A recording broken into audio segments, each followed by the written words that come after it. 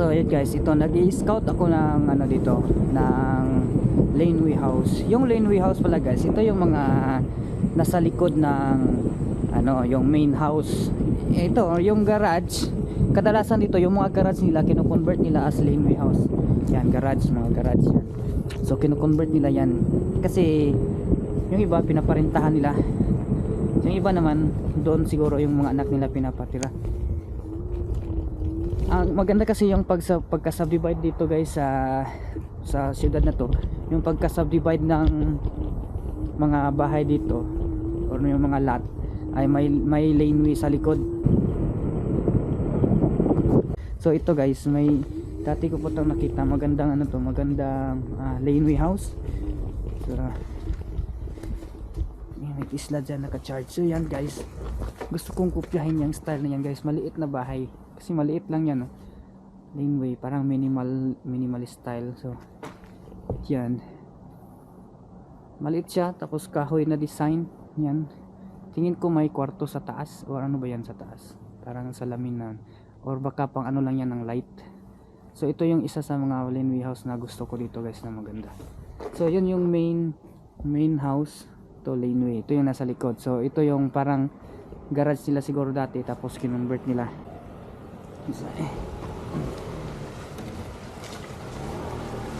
Ayan pala yung may-ari.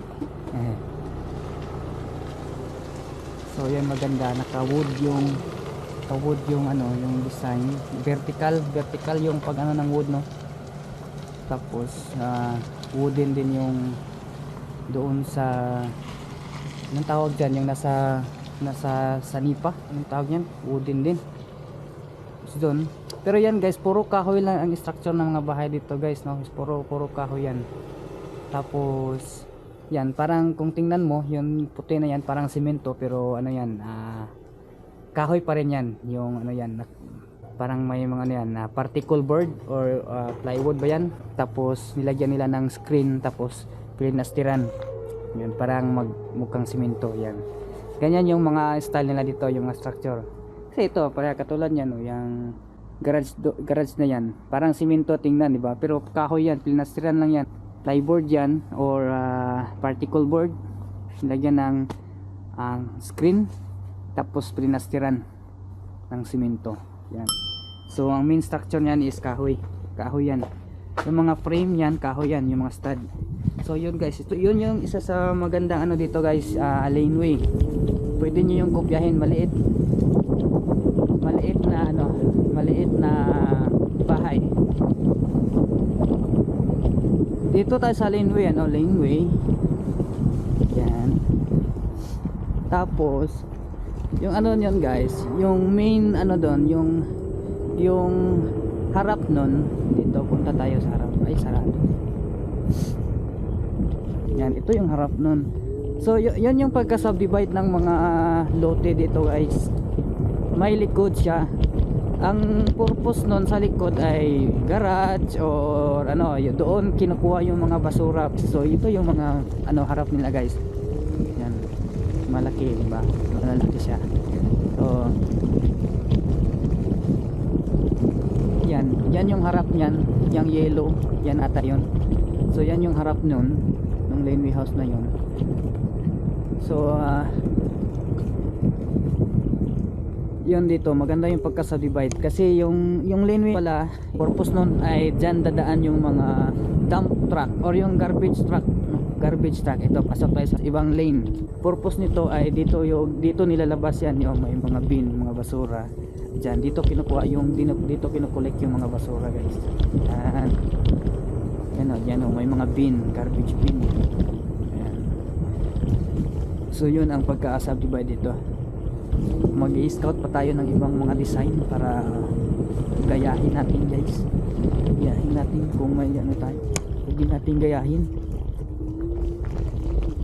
Yung minimalist lang guys kasi hindi tayo mayaman guys. Pero pag mayaman tayo guys, okay lang, bili tayo malaki.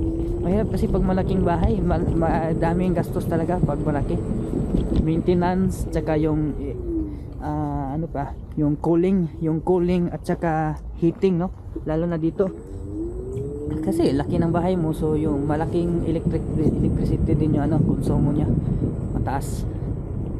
Pag sa atin naman, yun malaki rin kasi mahal yung electricity sa atin. So doon ka papatayin. Okay lang kung medyo may kaya ka talaga, pero pag ordinaryo lang, katulad natin, ordinaryo lang tayo, medyo doon muna tayo sa ano, hindi masyadong magastos, no? Simplihan lang guys, simplihan lang. So by the way guys, dito, itong lugar na to, ito ngayon yung pinasukan ko, ito yung isa sa pinakamayaman na mga ano dito, pinakamayaman na mga lugar ito. Yan, laki ng mga mansion dito guys, mga mansion. Ang tawag sa, kung tingnan mo sa ano dito, yung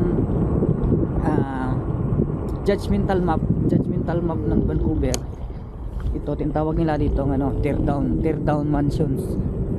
Kasi yung iba dito, halimbawa may mayaman na bibili ng ano yan, mansion na yan, ang yung iba niyan, pinapano nila yan, hindi lang renovate kundi ano yan, tanggal yan or ano, baguhin, ibain, tapos magtayo ng yan o, kakatayo lang.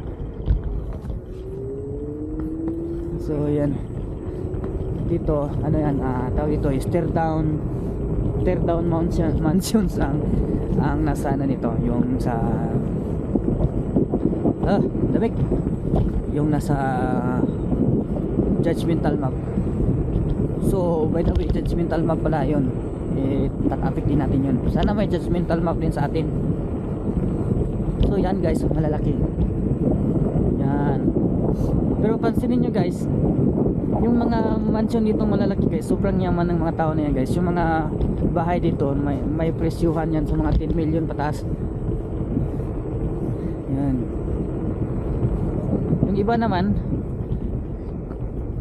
naman medyo mababa sa 10, pero hindi talaga bababa sa mga ano, mga 5 million siguro, 6 million. Kasi ito prime, ano to, prime na lugar. Pero tingnan nyo guys, yung mga ano dyan, yung mga fence nila, no, yung mga pader, tingnan nyo guys. Hindi katulad sa atin na pag ganito kayaman na sa atin, ang bakura na ang tataas, tapos naka ano na yan, gwardyado na yung subdivision. Ito walang gwardya dito. Tingnan nyo yung ano, yung iba nga ano yan, yung fence nila, yung pader nila, yung ginagawa nilang pader is ano lang yung mga damo, mga plants lang, mga plants. Yan yung ginagawa nilang mga pader. Oops.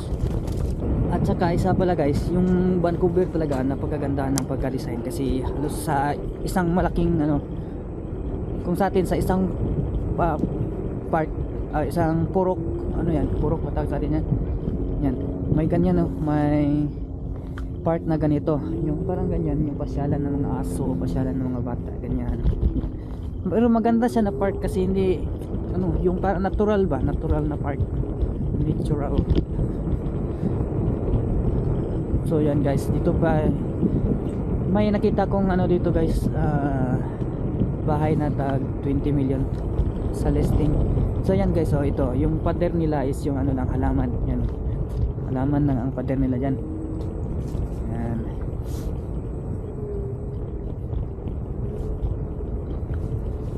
Ito.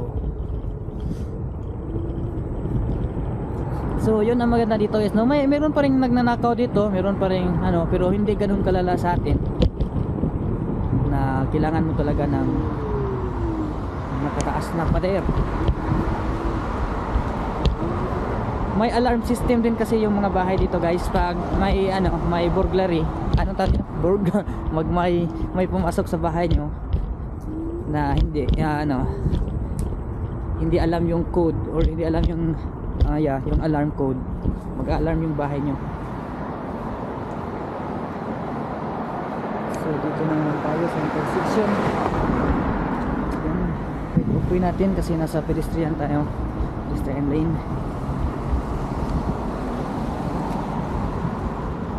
So yun lang guys, yun lang i-share ko guys. Malamig na guys, yun lang muna guys. Okay, bye bye.